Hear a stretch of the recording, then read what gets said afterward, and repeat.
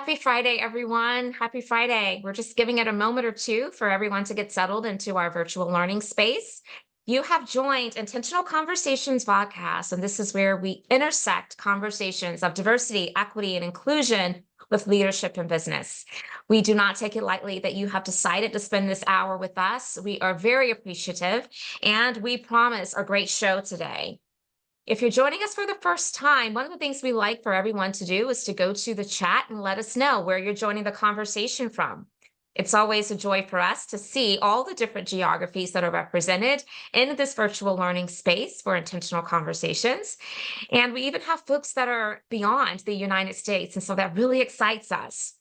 We also know that folks will join the podcast via LinkedIn Live. And so we want to shout out our LinkedIn Live audience. We do believe that the experience is optimized if you are a part of our Zoom community. So if you desire to join us over here, we're going to place into the chat a link for you to join us via Zoom.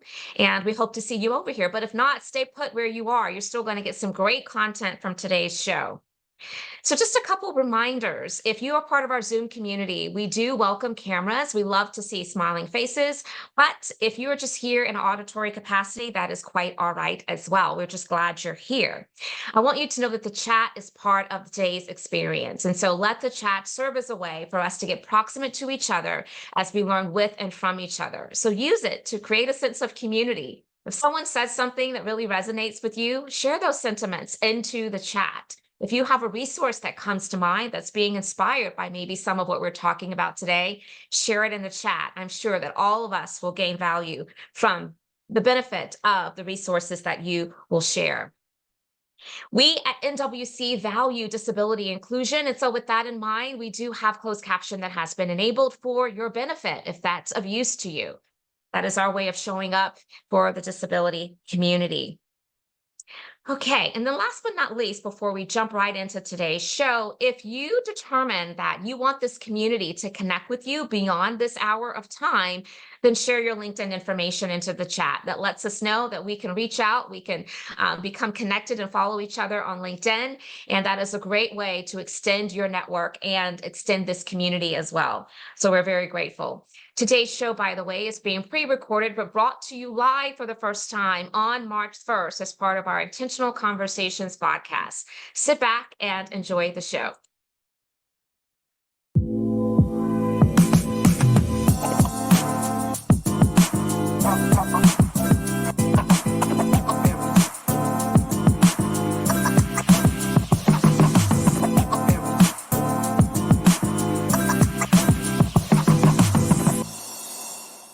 Okay, let the conversations begin indeed, as the screen says, and that's precisely what we're going to be doing. If you're just joining us once again, this is Intentional Conversations VodCast.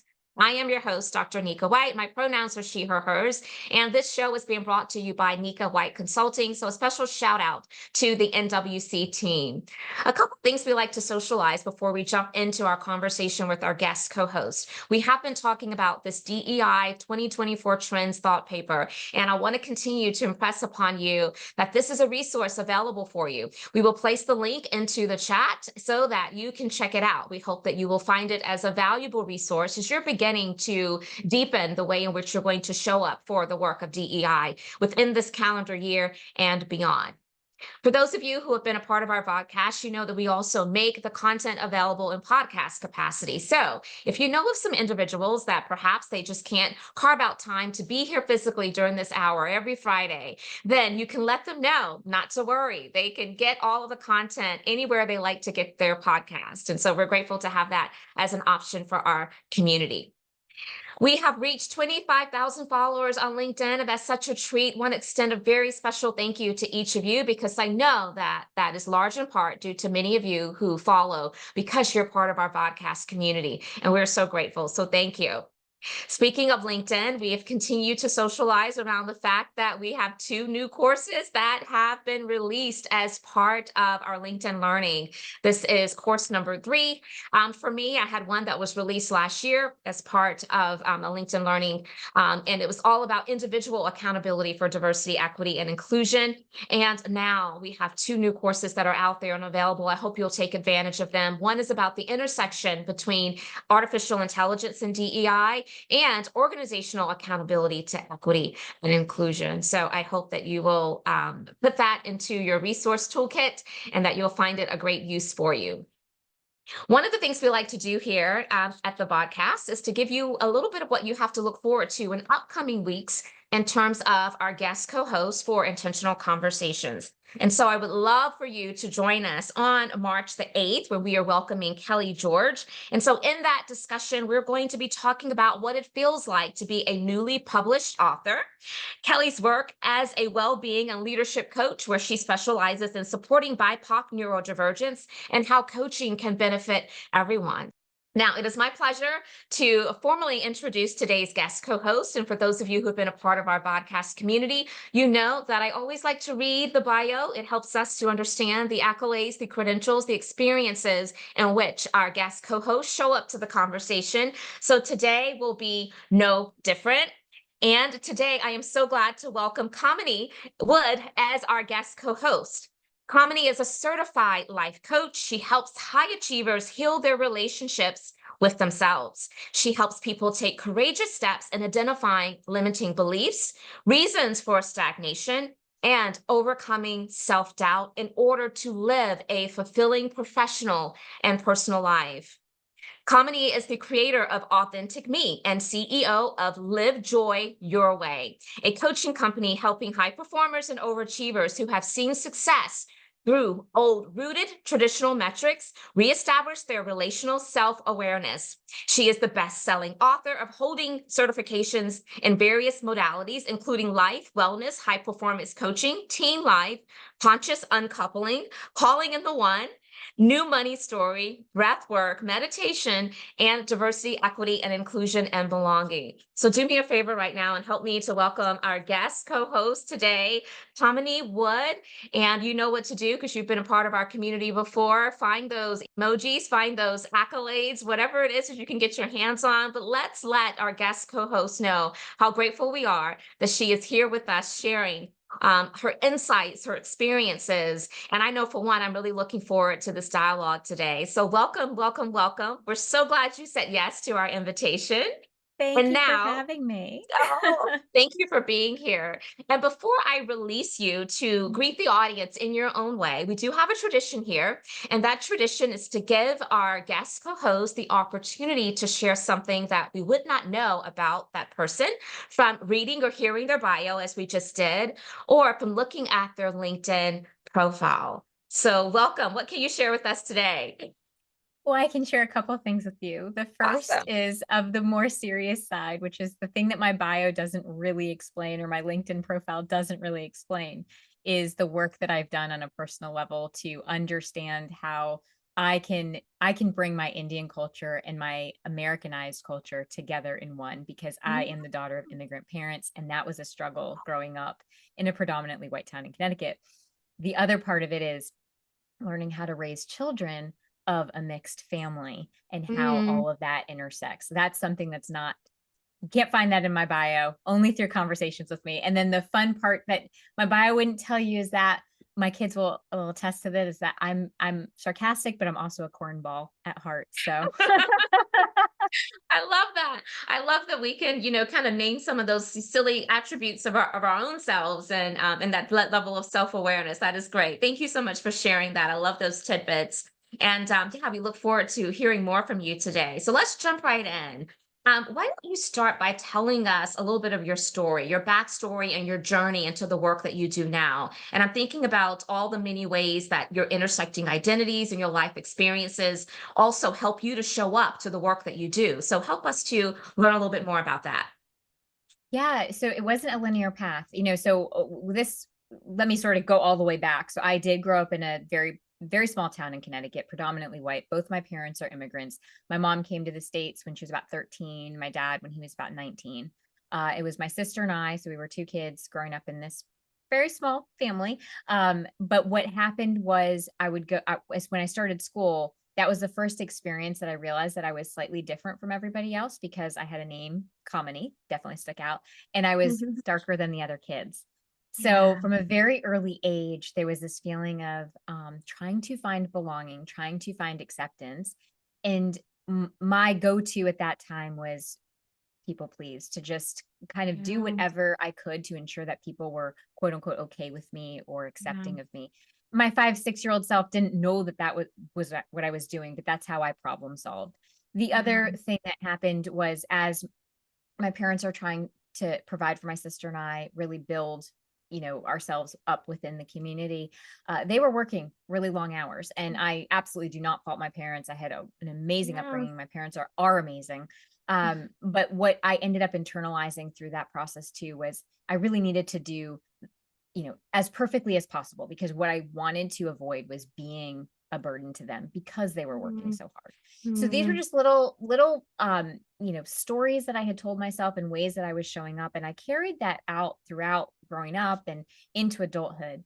And I share that because it does have a play into how I ended up here. So that's personally. Professionally, I went through and became a project manager, ended up running a project management office for a .com in the 90s, early 2000s, and then eventually ran a law practice. Found myself in those roles, though, always veering towards helping individuals figure out what they needed and what they wanted and how they mhm. could grow and expand.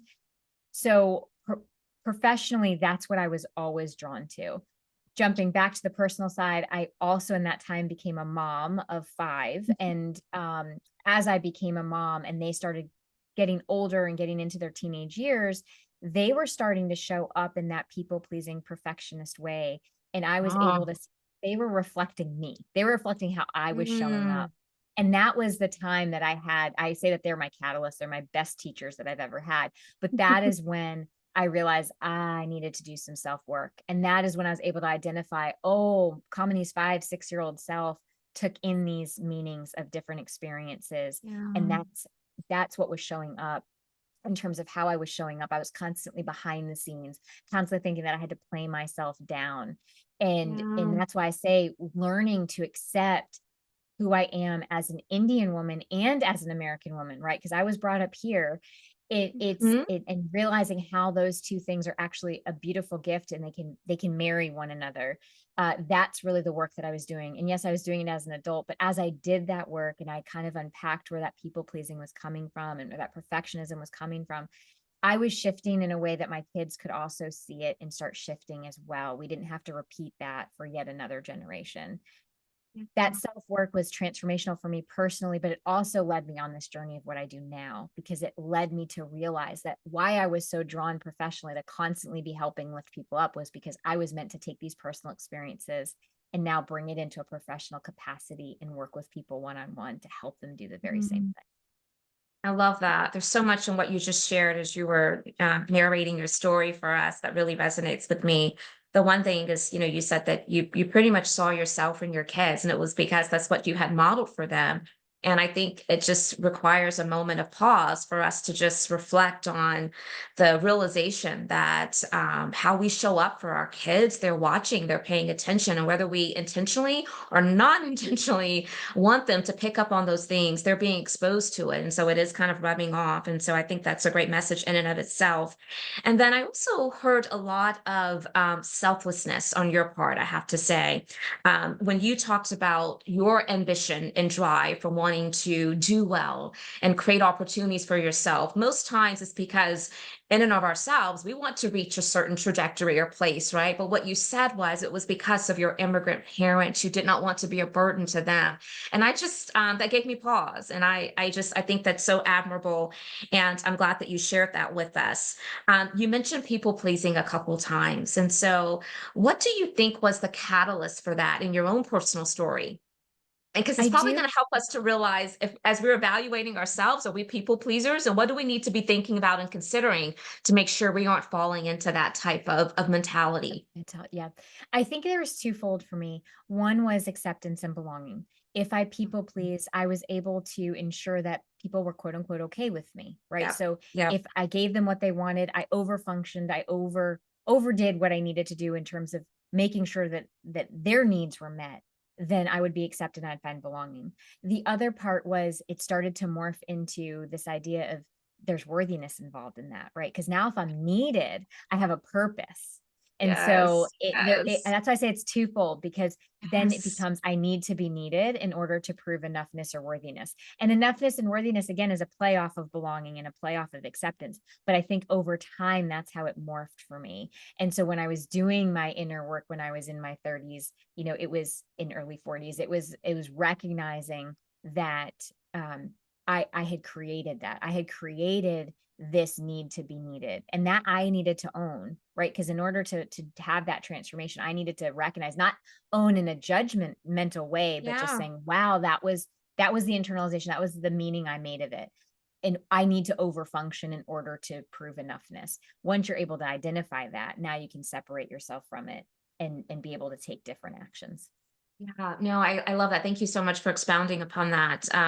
My good friend, Ritu Bison, who actually was on the show a few weeks ago, she talked about her message, her platform is very much centered around belonging. And she talked about how before we really can enter into this sense of having a sense of belonging from others, we have to first belong to ourselves. We have to validate ourselves. And so it just brought me back as you were sharing to that very specific conversation, which you said the need to be needed. I mean, that is something that all of us desire. We want to be accepted. We want to be validated. We want to feel like we belong to something. And so, but I think that what you're bringing to the conversation is that we have to also realize that if we aren't approaching this in an effective and healthy way, we could be causing ourselves to now fall into this other trap of people pleasing in order to feel that sense of belonging. And that's not really where the heart of it should exist, right? And so I love this. So tell us about Authentic Me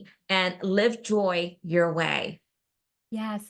So Authentic Me is the name that I kind of branded of what my coaching program is about. It's helping people identify and live into their authentic me, which is exactly what you were just alluding to, right? Yeah. Belonging to ourselves.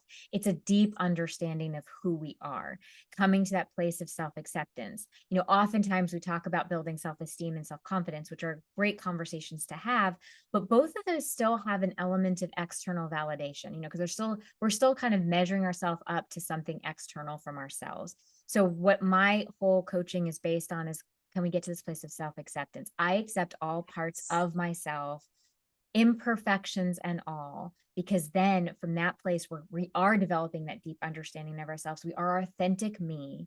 And from there, we can go live into the joy that we want, and we define it ourselves. So that's the name of the company that I created, was Live Joy Your Way. Live joy on your own terms. Live success on your own terms, right? It is all about you defining it for yourself, not society, not your family of origin, not the culture.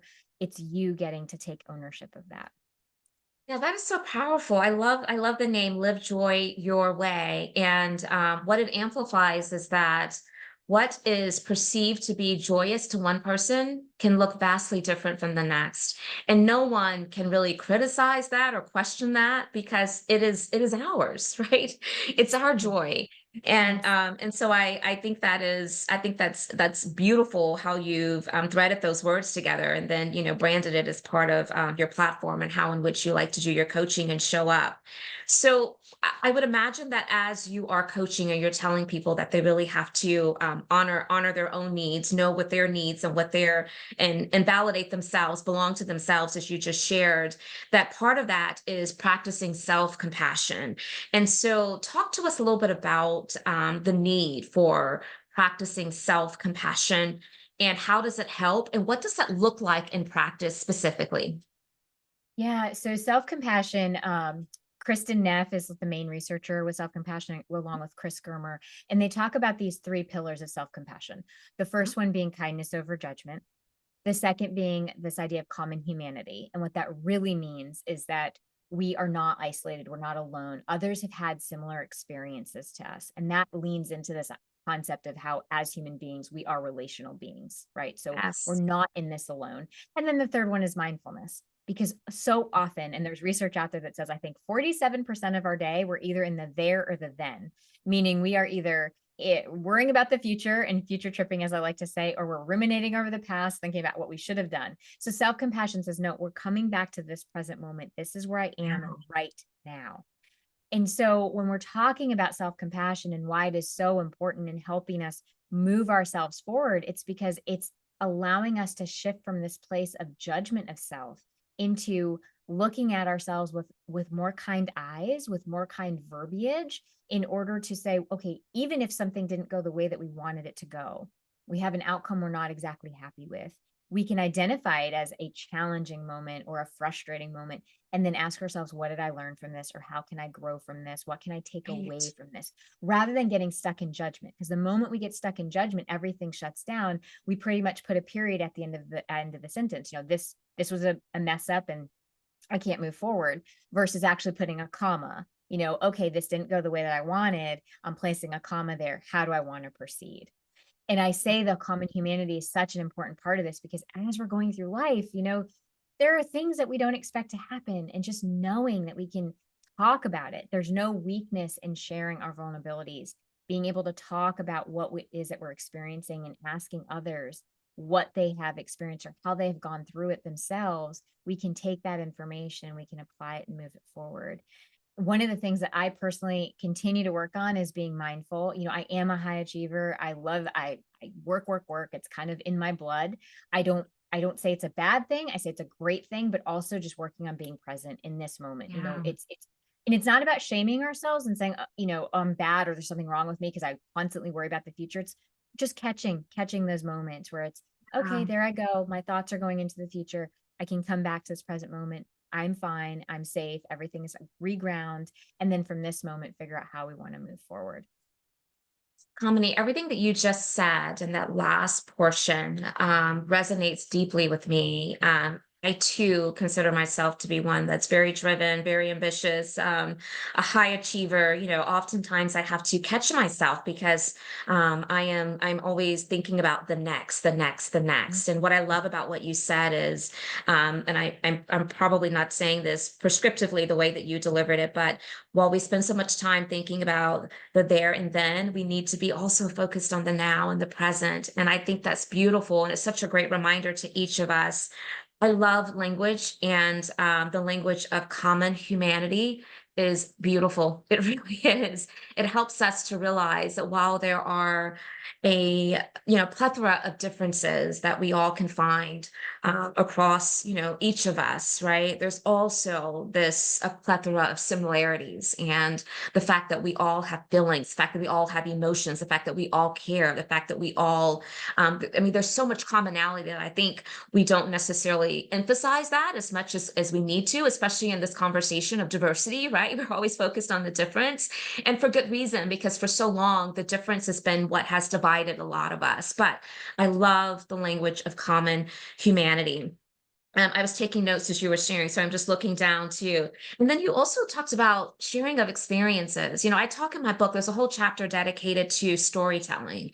And whether it's storytelling or whether it's just kind of casually being leaning into our experiences that we're willing to share with someone else, I think that is such a gift. And not only is it a gift, it's very educational. It's educational because it allows us to get proximate to someone else's experiences, and I think that also helps us to realize when we may be forgetting the human aspect of beings that we are in community with, or that we are seeking to build and cultivate relationships with. And so we do need to spend more time being vulnerable and sharing, and not letting that keep us from sensing that maybe now someone will judge us and we won't feel validated, and then we'll have to start people pleasing and being inauthentic. So it's all kind of a full circle moment as you were sharing those different things. And then the last point that resonated, I just want to amplify as well, is the piece about we have to prevent ourselves from going into the judgment zone of ourselves, right?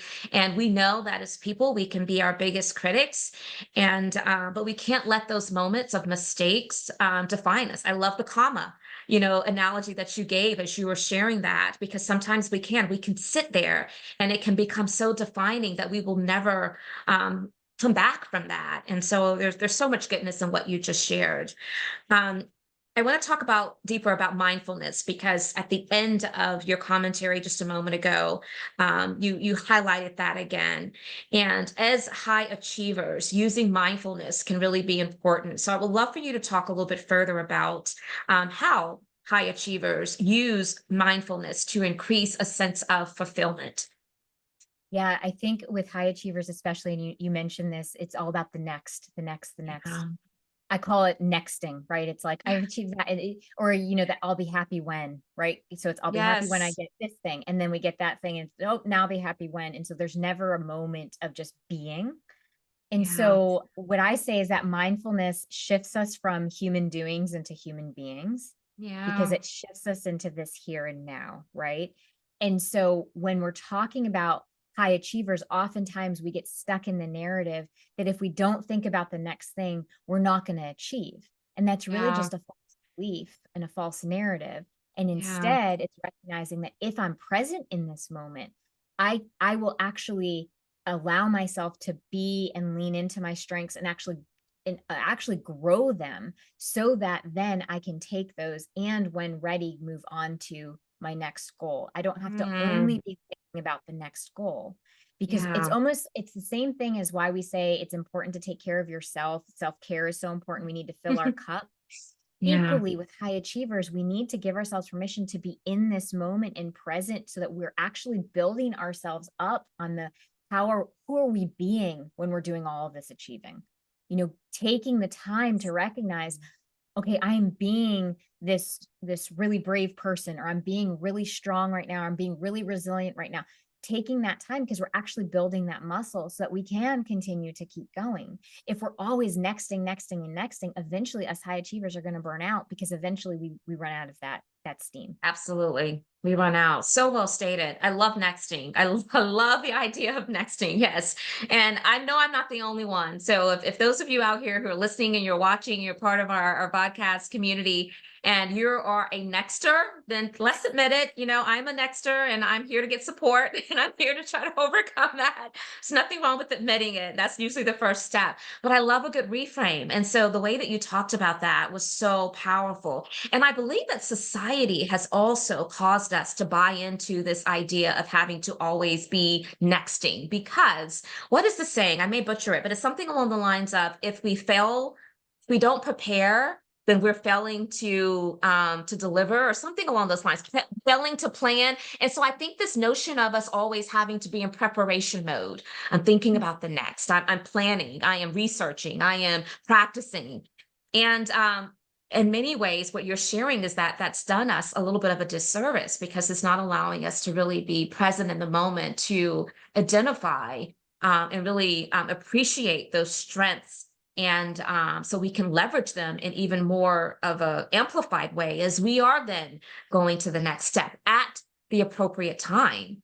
Yes. Yeah, yeah. Yes. Yep. Yeah, and so Yes. I do believe there's a both and though. So how do you help those individuals that may question, well, that sounds easier said than done, but Mhm. how do we hold the middle of those two concepts? Because I do think that there's value into, of course, the preparation and the planning and the visioning and all of that, but Right.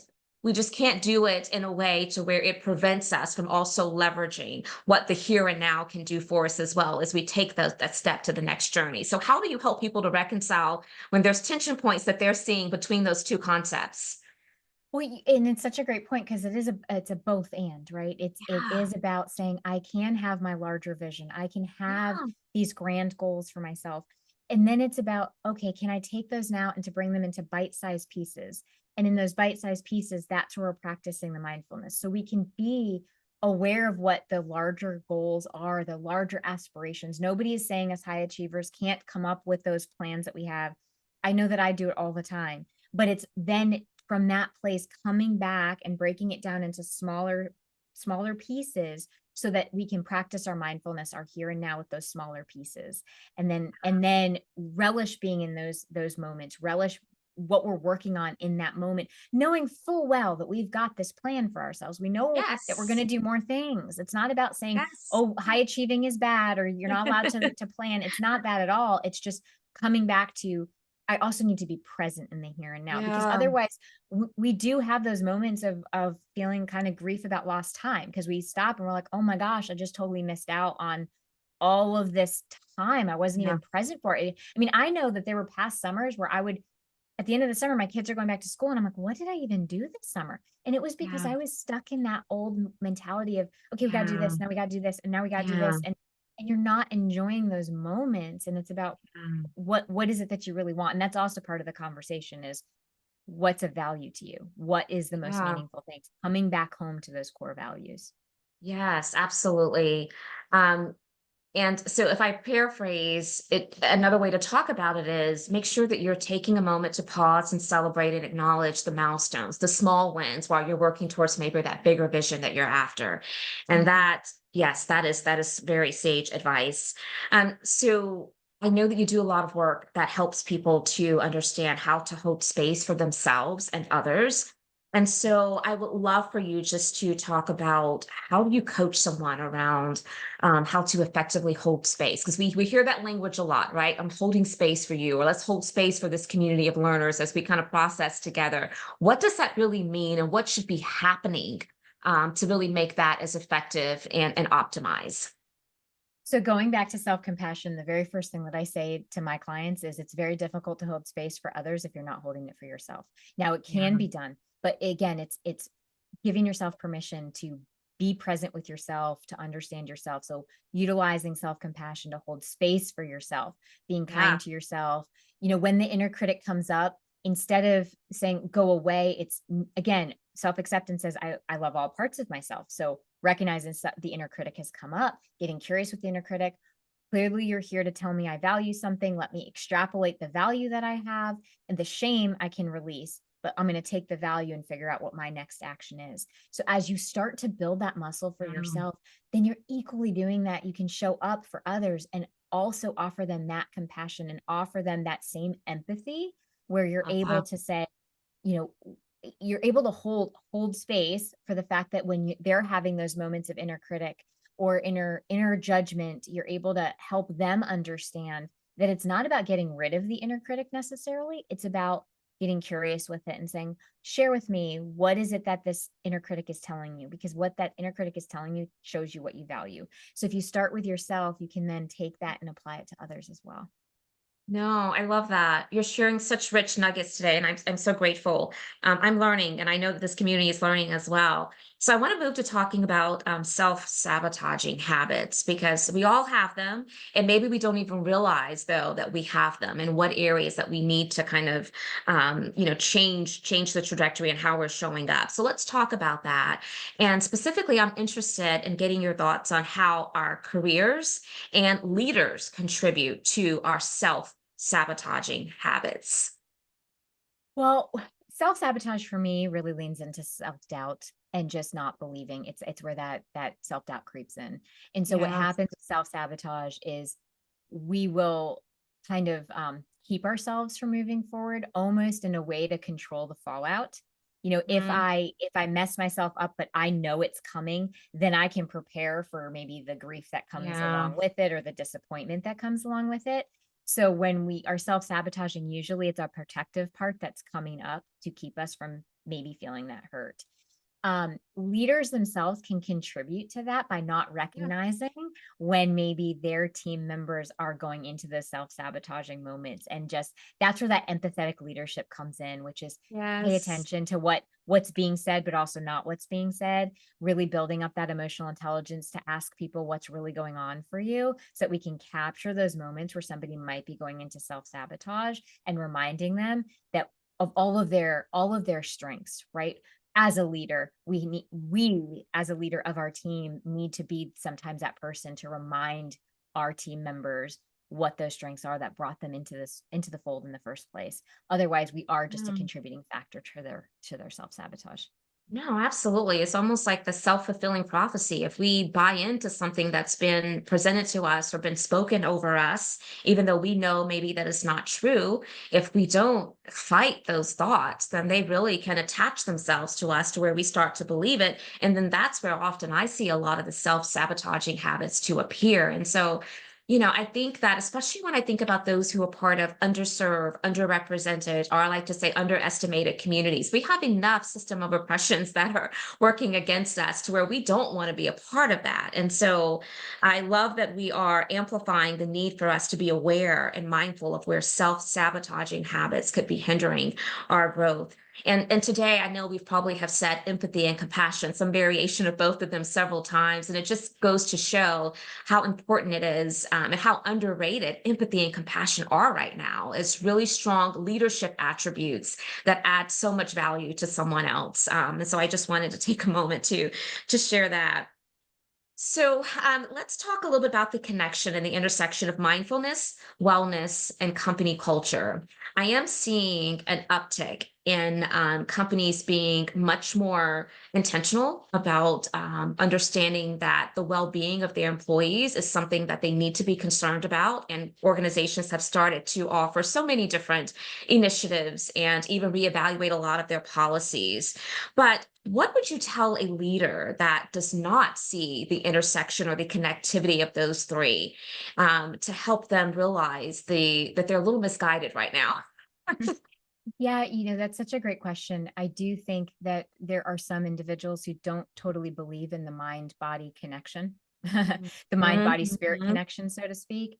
And so my message to those leaders are, well, you're leading the whole person, not just Yes. the doing person, right? So it Mhm. is all about remembering just that very simple thing, that I am a leader of this entire human being. And if we're going to take the entire human being, we have to recognize that it's not just their physical being, but it's their emotional and mental being as well.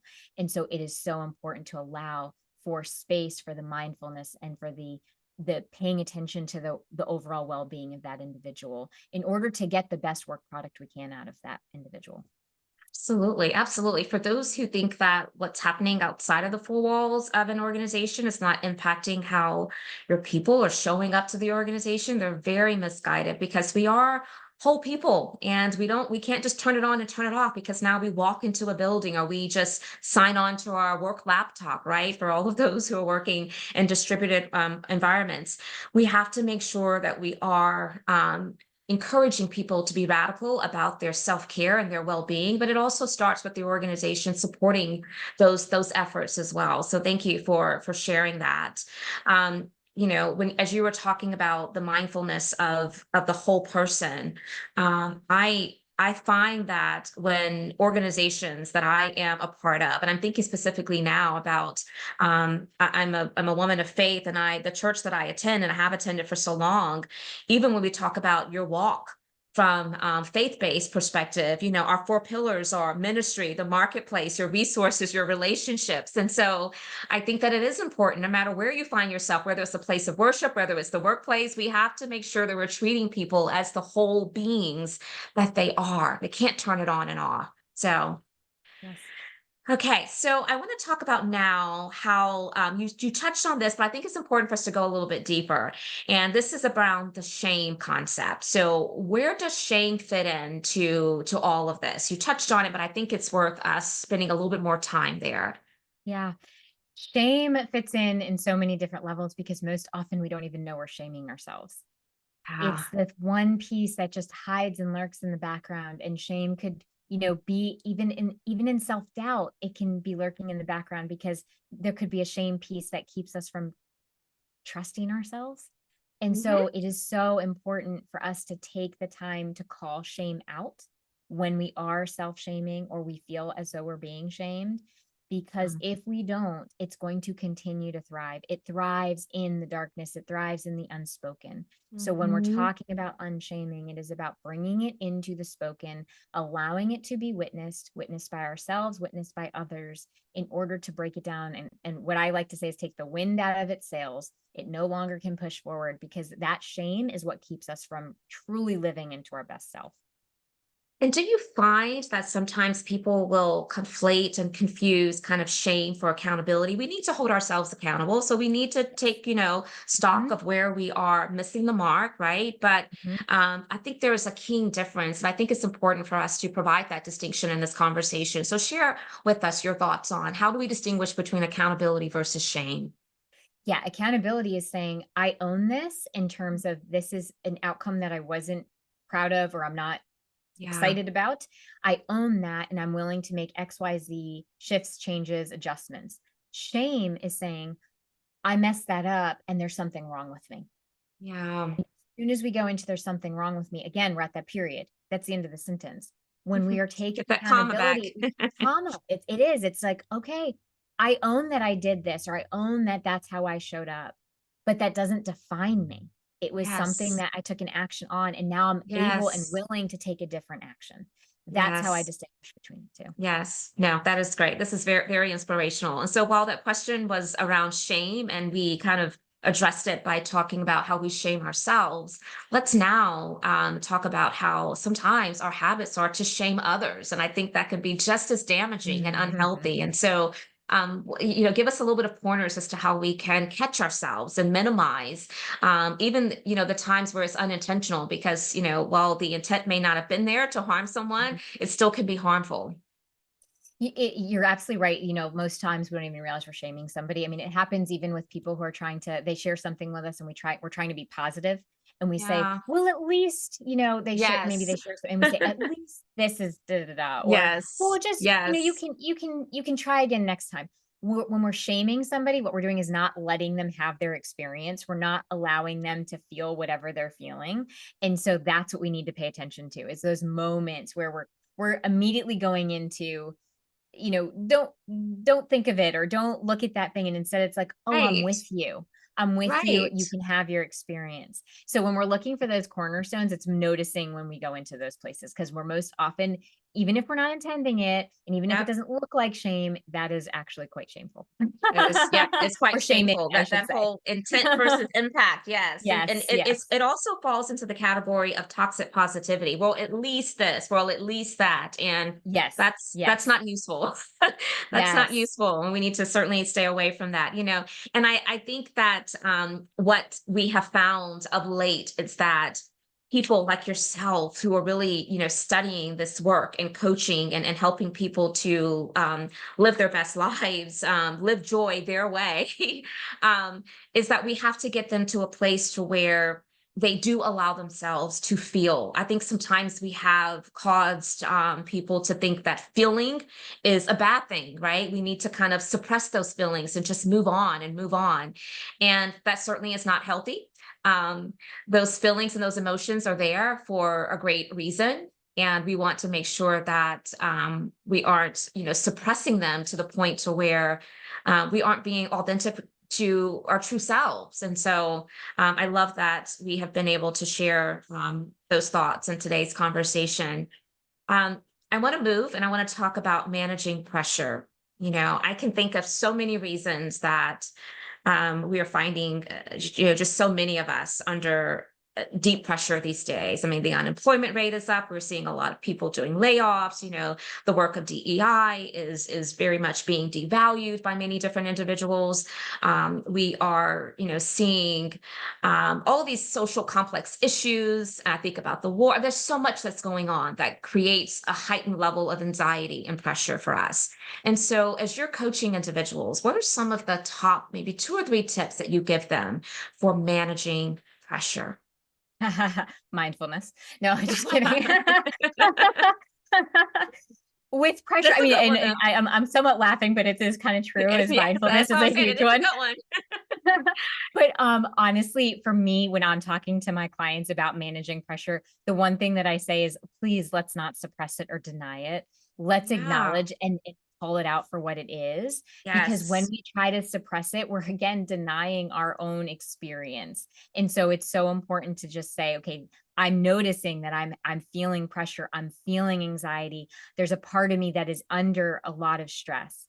By acknowledging it, we're now, again, we're taking away any type of internalized shame that we might have for those feelings. And then I always say, come back to your values. What's a meaningful Mhm. action, even if it's really small, that you can take? Because a lot of times when we're working with and through this, especially in the environment that we're in right now, we have to just continue to take those smaller steps, because if we try to take really large ones, it feels too overwhelming. Absolutely, it does. And then it starts to impact relationships. And so we Mhm. haven't really introduced that to the conversation, but all of these things, if we are shaming ourselves, if we are being, the big critics of ourselves and judging ourselves, if we are not acknowledging the pressure, if we're not allowing ourselves to feel the emotions that are naturally coming up, then whether we realize it or not, it's also impacting our interpersonal relationships. And so maybe speak a little bit to that as well.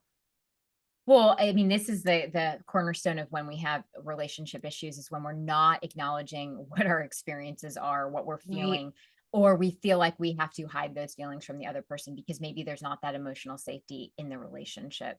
And so those are the things that absolutely contribute to relationships having issues and not sometimes being able to work out, because we have to be in that position where we can share what we're feeling, and then our partner has to be in a position to have space for that. We talk about holding space for somebody.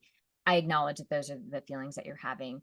How can I best support you? What might you need from me? Versus Yeah. not sharing that at all. And really what ends up happening is, there's there with that lack of safety of being able to have your feelings, Yeah. there's not much left to the relationship. Yeah, we're getting close to the end of time, but I do have two more questions I want to try to squeeze in here. And the first one is this. What have you been saying that you feel like people aren't hearing that you wish to try to add clarity around or amplify in this conversation? Oh, that is an amazing question. I would say that I continue to hone in on the importance of understanding oneself. I talk about Mm. it time and time again, and people are kind of like, "Yeah, that's nice." It's such a huge shift when we give ourselves permission to just understand ourselves. It's not about diagnosis. We spend so Yeah. much time diagnosing, and instead it's Mm. about understanding, because Mhm. understanding allows room for possibility. Yeah, no, that is good. I love that. I love that. Okay, and then my last question, and I want you to close this out with this. But we've talked for about an hour today. What I would love to do now is give you the chance to close this out. And I want you to share, is there something I have not asked you about that you're having a lot of energy around and a lot of passion for that you really want to just socialize with this broader community? I want to give you that chance to share with us at this time.